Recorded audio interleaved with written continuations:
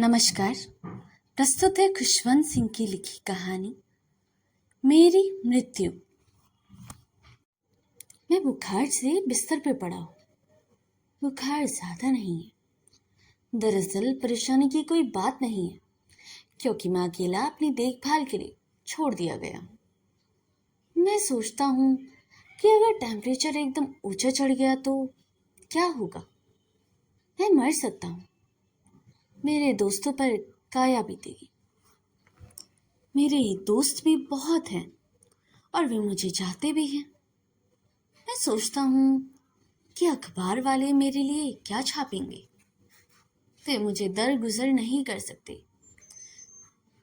शिवबन तो शायद पहले पन्ने पर ही यह खबर छापेगा और हो सकता है उसके साथ एक छोटा सा फोटो भी छपे और इसका शीर्षक होगा सरदार खुशवंत सिंह नहीं रहे और इसके नीचे छोटे टाइप में लिखा होगा, हमें यह सूचित करते हुए खेद है कि कल शाम 6 बजे सरदार खुशवंत सिंह की अचानक मृत्यु हो गई और वे अपने पीछे जवान विधवा, 2 छोटे बच्चे, मित्रों तथा प्रशंसकों की बहुत बड़ी जमात को शोक मनाने के लिए छोड़ गए।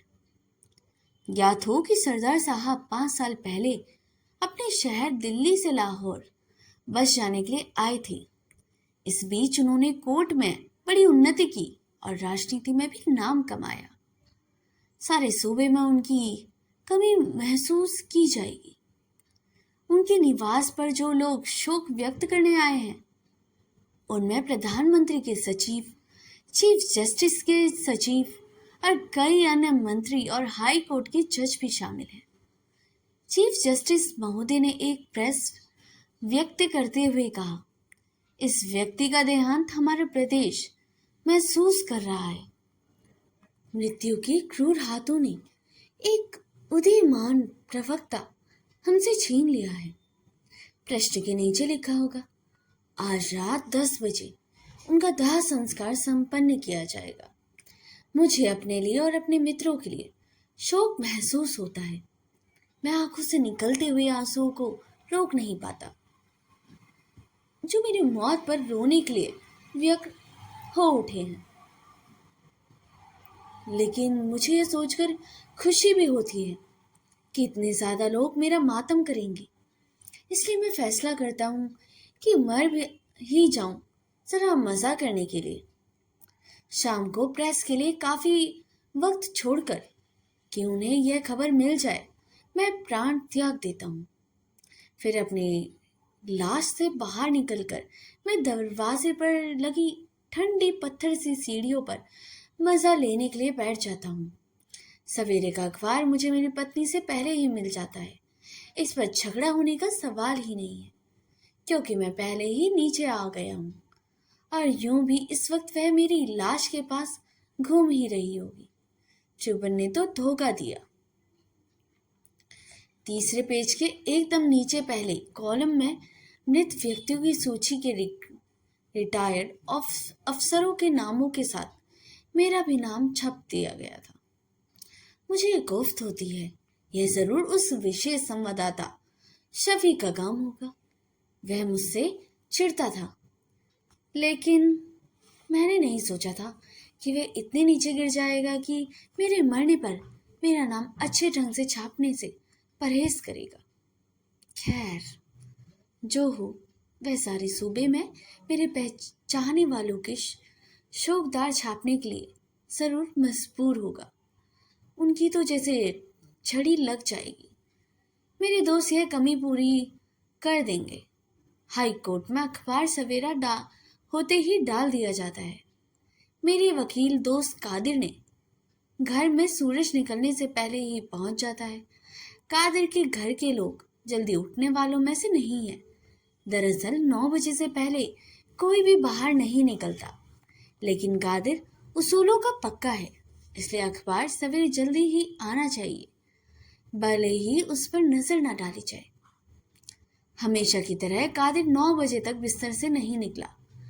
रात को उसने बहुत देर तक काम किया था। उसकी बीवी भी सोने की शौकीन थी। जागने पर अखबार ट्रे में रखकर उसके सामने लाया गया, जिसके साथ एक गिलास गर्म पानी जिसमें जरा सा नींबू पड़ा हुआ था रखा था। कादिर धीरे धीरे सिगरेट के कश लेते हुए पानी पीता रहा। पेट साफ करने के लिए जरूरी काम होता था। उसे लेटे लेटे ही सुर्खियों पर नजर मार ली थी। पूरी पढ़ाई तब शुरू होती जब सिगरेट और नींबू का पानी असर दिखाई देने लगता था। मेरे साथ क्या हुआ इसका ज्ञान उसे शौचालय में होना था। हाजत होते ही कादिर एक हाथ में अखबार पकड़े और निचले होठों में सिगरेट दबाए बाथरूम में घुसा। आराम से बैठकर उसे अखबार पढ़ना शुरू किया और कुछ देर बाद कम महत्व की खबरों पर उसकी नजर गई। जब उस पेज पर 3 के कॉलम पर यह हिस्सा देखा तो क्षण भर के लिए उसने सिगरेट पीना बंद कर दिया। बहुत ही कम समय था यह। क्या वह एकदम उठे और बीवी को आवाज दे? नहीं। उसे तय किया कि यह सही नहीं होगा। कादिर तर्कवादी था। वह उस औरत से शादी करने के बाद और उसे ऐसा भी हो गया था क्योंकि उसकी बीवी भावनाओं की चीखने पुकारने का पुलिंदा थी। यह बेचारा मर ही गया, लेकिन वह कुछ कर भी नहीं सकता था। वह जानता था कि बीवी यह सुनते ही दहाड़ मारकर रोना शुरू कर देगी, इसलिए बड़ी सावधानी से उसे यह बात बतानी थी, जैसे कोई मुकदमा हार गया हो। कादिर अपनी बीवी को अच्छी तरह जानता था। उसने मामूली ढंग से यह बात तो बताई, लेकिन सुनते ही उसे रोना शुरू कर दिया। यह सुनकर उसकी 10 साल की बेटी वहां दौड़ती हुई आई। उसने माँ को ध्यान से देखा और खुद भी रोना शुरू कर दिया। कादिर ने तय किया उसे कढ़ाई से काम लेना होगा। तुमने यह इस तरह शोर मचाना क्यों शुरू कर दिया? उसने सख्ती से सवाल किया। क्या इस तरह रोने से वह जिंदा हो उठेगा? बीवी जानती थी कि शौहर से बहस करना बेकार है। तर्क में वह हमेशा जीत जाता था। मेरा ख्याल है हमें फौरन उसके यहाँ जाना चाहिए। उसकी बीवी की हालत बुरी हो गई। कादिर कंधे बचाकर कहा, मैं तो शायद नहीं जा सकूंगा। मैं अब उसकी बीवी नहीं। विधवा को जरूर ठंडास बांधना चाहूंगा, लेकिन मेरा पहला फर्ज अपने मुकव्विलों के लिए बनता है। मुझे आधे घंटे में कचहरी पहुंचना ही है। कादिर दिन भर कचहरी में रहा और उसका पूरा परिवार घर पर ही बना रहा। शहर के बड़े वाले पार्क में थोड़ी सी दूर मेरा दोस्त खोसला रहता था। यह उच्च वर्ग के लोगों के रहने की जगह है। उसके परिवार में पत्नी, 3 बेटे और एक बेटी है। वह भी जज है और नौकरशाही में उसका उच्च स्थान है। खोसला सुबह जल्दी उठने वालों में से है। उसे जल्दी उठना पड़ता था क्योंकि यही वक्त है जिसे वह अपना कह सकता था। दिन में तो वह कचहरी में रहता, शाम को वह टेनिस खेलता और फिर कुछ समय उसे बच्चों के साथ तथा पत्नी के साथ बातचीत करने में बिताना पड़ता है। उसे मिलने वाले भी बहुत आते हैं क्योंकि वह काफी लोकप्रिय है और लोकप्रिय उसे पसंद भी है। फिर वह महत्वाकांक्षी भी है। बचपन से वह अपने को बहुत होशियार समझता था। युवा होते ही उसके सिर के बाल गिरने शुरू हो गए और सिर गंजा हो गया। उसने सोचा कि यह उसके चतुर होने का ही परिणाम है। हो सकता है वे जीनियस भी हो। वह शीशे में अपनी खोपड़ी को देखता और सोचता, भाग्य ने उसे जरूर किसी बड़े काम के लिए बनाया है, इसलिए वह खूब मेहनत करता। उसे बहुत से स्कॉलरशिप प्राप्त किए और सिविल सर्विस में सर्वोपरि स्थान करके अपनी शिक्षा पूर्ण की। देश की सबसे कठिन प्रतियोगिता परीक्षा में सबसे आगे रहकर उसे अपने आत्मविश्वास को प्रमाणित कर दिया। कई साल तक वह अफसरी जीवन का सुख और संतोष लूटता रहा। वह कोशिश भी करता कि लोग उसे देखकर कहें, यह कितना सफल व्यक्ति है। कुछ वर्ष बाद उसका यह संतोष भी समाप्त होने लगा। जब जब वह अपने सिर पर बचे हुए थोड़े से बालों पर हाथ फेरता तो उसे लगता कि अभी तो बहुत से प्राप्त करना है। उस जैसे अफसर तो देशों में सैकड़ों हैं। इन सबको सफल व्यक्ति कहा जा सकता है। उसके लिए काफ़ी नहीं है। वह कुछ और करेगा और लिखेगा, लेखक बनेगा। वह जानता था कि वह लिख सकता है तो उसके बड़े से सिर पर पता चलेगा। उसने खोसला ने लिखना शुरू कर दिया। अच्छा, लिखने के लिए उसने पहले पढ़ना शुरू कर दिया। उसे बहुत सी किताबें खरीद ली और काम पर जाने से पहले कई घंटों उसे पढ़ने लगा। एक दिन सवेरे खोसला का मूड बना कि वह कुछ लिखा जाएगा। उसने अपने लिए एक कप चाय भी बनाई और आराम कुर्सी पर जमकर बैठ गया। कलम मुंह में दबाकर सोचना लगा कि क्या लिखा जाए। कुछ समझ में नहीं आया तो उसने डायरी लिखने का फैसला किया। पिछले दिन वह एक महत्वपूर्ण मुकदमे की कार्रवाई में भाग लेता रहा। यह कई दिन तक चलने वाला था। कमरा खचाखच भरा हुआ था और सब लोग उसकी तरफ देख रहे थे। यह अच्छा विषय था, इसलिए उस पर लिखना शुरू कर दिया। नौकर अखबार लेकर आया तो उसकी खटखट से खोसले को बहुत परेशानी हुई।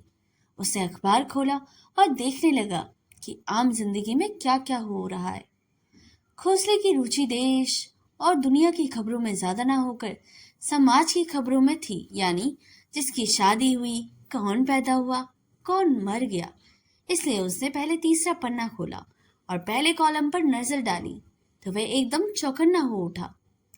उसे कलम नोटबुक पर रखी और उसे जाग उठने के खकार लेकर पत्नी को यह सूचना भी दी। पत्नी ने अंगड़ाई ली और आंखें फैलाकर उसकी तरफ देखा। फिर बोली, मेरा ख्याल है आज तुम कचहरी की छुट्टी कर दोगे। हाई कोर्ट इस तरह किसी भी बात पर छुट्टी नहीं करता। मुझे तो जाना ही पड़ेगा। अगर वक्त हुआ तो रास्ते में वहां हो लूंगा, नहीं तो इतवार को चलेंगे। इस तरह खोसला भी नहीं आया। इसी तरह और भी बहुत से लोग कहीं ना कहीं अटक गए। 10 बजे के करीब मेरे फ्लैट के सामने खुली जगह में कुछ लोग जमा हो गए। ज्यादातर ये ऐसे लोग थे जिसके आने से मुझे उम्मीद नहीं थी। कुछ वकील थे जो काले कोट पहने ही चले गए और कुछ आम राहगीर थे जो यह देखने के लिए रुक गए कि यहाँ हो क्या रहा है। मेरे 2 मित्र भी थे, लेकिन वह सबसे अलग खड़े थे। इनमें से एक आदमी काफी लंबा और दुबला पतला था। जो कलाकार नजर आता था वह एक हाथ से सिगरेट थामे और दूसरे हाथ में अपने लंबे बालों को सिर से पीछे करता रहता था। वह दरअसल लेखक था और दाह संस्कार में भी शामिल होने में विश्वास नहीं करता था, लेकिन यह सोचकर आ गया था कि सामाजिकता के नाते कुछ तो दिखाना ही पड़ेगा। दरअसल यह सब उसे पसंद नहीं था।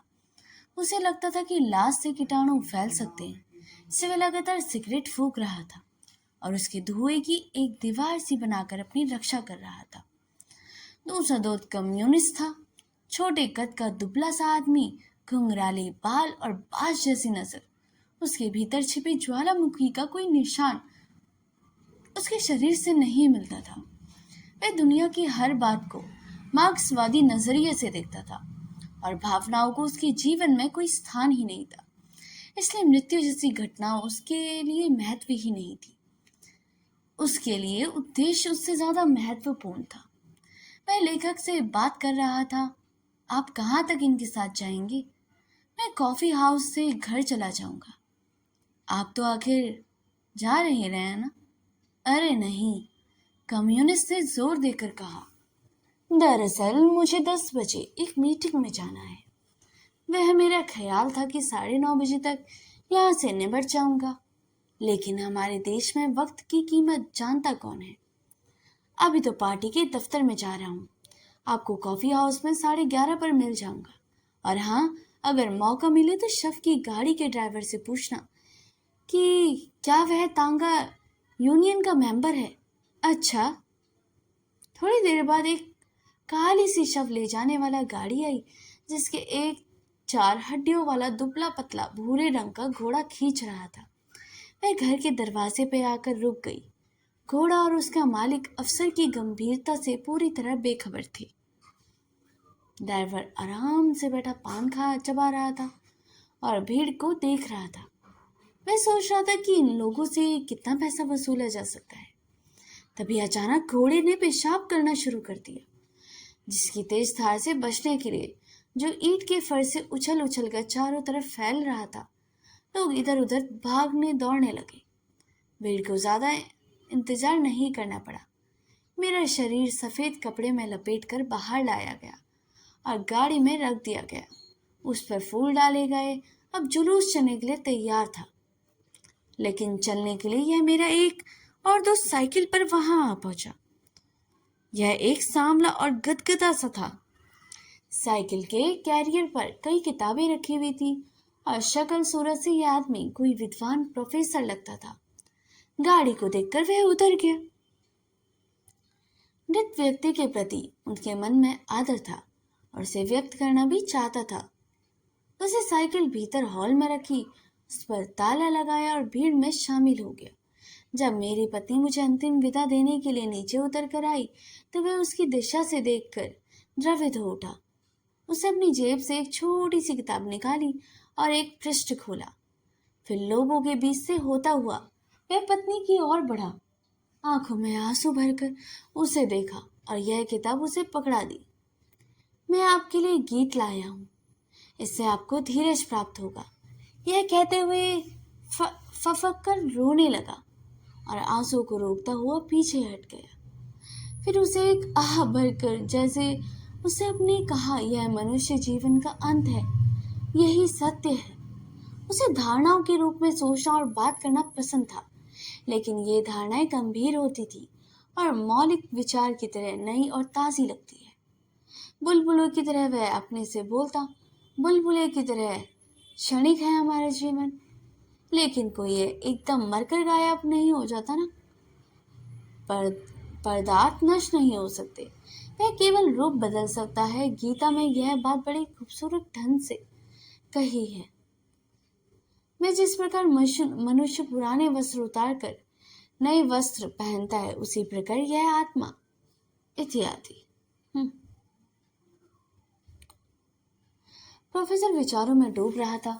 वह सोच रहा था कि अब उसके मृत मित्र के क्या कपड़े पहन लिए होंगे। उसके पैरों पर कुछ टकराया तो उसे यह विचार भंग हुए। एक कुत्ते का पिल्ला वहां आ गया था। उसके पैजामे और टांगों को चाटता हुआ ऊपर देख रहा था। प्रोफेसर दयालु प्राणी था। वह नीचे झुका और पिल्ले को दुलारने लगा। पिल्ले ने उसका हाथ चाटना भी शुरू कर दिया। प्रोफेसर का दिमाग परेशानी से कुछ सोच रहा था।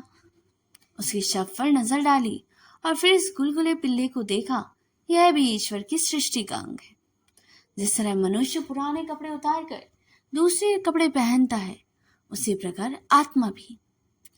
नहीं, उसे अपने से कहा, ऐसे अनोखे विचार उसे रोकना नहीं सोचना चाहिए, लेकिन वह अपने मस्तिष्क को रोक नहीं पा रहा था। यह संभव नहीं है, गीता यही कहती है। यह सोचकर यह फिर नीचे झुका और पिल्ले को और भी ज्यादा प्यार करने लगा। जुलूस चल रहा था। मैं शीशे की कोठरी में बंद परेशानी महसूस कर रहा था। मेरे पीछे आधा दर्जन लोग चल रहे थे। सब नदी की तरफ जा रहे थे। जब तक यह मुख्य सड़क से गुजरा, मैं स्वस्थ महसूस करने लगा। कुछ वकील हाई कोर्ट से निकल रहे थे। मेरा लेखक मित्र कॉफी हाउस से अलग हो गया था। वह अभी भी सिगरेट ही पी रहा था। कॉलेज आने पर प्रोफेसर ने मुझ पर आखिरी नजर डाली। कुछ देर वह मेरी तरफ भी देखता रहा, फिर तेजी से क्लास में घुस गया। बाकी 6-7 लोग कचहरी में जा घुसे। मुझे अपने ऊपर तरस आने लगा। मुझे कम महत्व के लोगों को अर्थी में कहीं ज्यादा भीड़ होती थी। वह भिखारी जब मरा था तब उसे भी 2 भंगी गाड़ी पर रखकर ले गए थे। अब मेरे साथ एक ही आदमी गाड़ी का ड्राइवर था, जो यह नहीं जानता था कि वह कितने लोकप्रिय व्यक्ति और उसकी अंतिम यात्रा पर लिए जा रहा है। और घोड़ा तो बस काबू से बाहर ही हुआ जा रहा था। शमशान भूमि के रास्ते तरह तरह की बड़ी बुरी बुरी दुर्गंध सूंघने को मिलती है। उसकी चरम सीमा तब आती है जब यह मुख्य मार्ग से निकलकर एक पतली सी गली के रूप में, जिसकी बगल से शहर का सबसे गंदा नाला बहता है। घाट का रुख करती है। नाले में काला गंदा पानी भरा होता है जिसमें हमेशा बुलबुले उठते रहते हैं। मेरा सौभाग्य था कि मुझे अपनी मृत्यु के बाद मिलने वाले सम्मान की गलतफहमी पर चिंतन करने का थोड़ा सा समय भी प्राप्त हुआ। मुख्य मार्ग से जहां गली निकलती थी वहां ड्राइवर ने कुछ देर आराम करने के लिए एक पीपल के पेड़ के नीचे गाड़ी खड़ी कर दी। इस पेड़ के नीचे एक तांगा स्टैंड है जहाँ घोड़ों को पानी पीने के लिए एक नाद भी है। घोड़ा पानी पीने चला दिया और ड्राइवर नीचे उतरने वाले तांगे वाले से सिगरेट जलाने के लिए माचिस मांगने लगा। कुछ देर बाद तांगे वाले मेरी गाड़ी के चारों तरफ घिर आए और भीतर ताक झांक करने लगे। एक बोला, कोई पैसे वाला लगता है, लेकिन साथ में कोई भी नहीं है। दूसरा बोला, शायद यह भी अंग्रेजी रिवाज है, वहां शव के साथ कोई और नहीं जाता होगा। अब तब तक मैं परेशान हो उठा। अब मेरे सामने 3 रास्ते थे। एक तो यही कि मैं शमशान भूमि में यहीं जाकर आग में जल जाऊं, जिसके बाद शायद कोई बेहतर जन्म ले सकूं। हालांकि संभावना यही है कि कुछ ऐसा ही होगा, मैं शून्य में विलीन हो जाऊंगा। दूसरा रास्ता यह है कि इसी सड़क की दाहिनी तरफ मुड़ जाता है। यह शहर का वह रास्ता है जहाँ रंडियां और बदनाम लोग ही रहते हैं। ये शराब पीते हैं, जुआ खेलते हैं और रंडबाजी करते हैं। यह अपनी तरह अलग दुनिया है। इसमें इंद्रियों का सुख ज्यादा से ज्यादा लूटने की कोशिश की जाती है। तीसरा रास्ता यह है कि वापस लौट जाऊं, लेकिन इसका फैसला करना मुझे मुश्किल लगा। ऐसी स्थितियों में सिक्का उछाल कर देखना अक्सर काम आता है, इसलिए मैंने सिक्का उछालने का फैसला किया। जिद पड़ा तो मैं दूसरी दुनिया की तरफ चल पड़ा, और पट पड़ा तो इन इंद्रिया भोग करने वालों में शामिल हो जाऊंगा। और अगर सिक्का ना चित पड़ा और ना पट तो उठकर सीधा खड़ा हो जाऊंगा। तो मैं अपनी पुरानी दुनिया में वापस लौट जाऊंगा, जिसमें ना उत्साह है ना जिंदा रहने की चाहत। तो दोस्तों, यह स्टोरी यहीं पर खत्म होती है। यह कहानी मेरी मृत्यु खुशवंत सिंह का लेखन का एक हिस्सा है, जिसमें उनके कुछ प्रसिद्ध कार्यों में से एक है।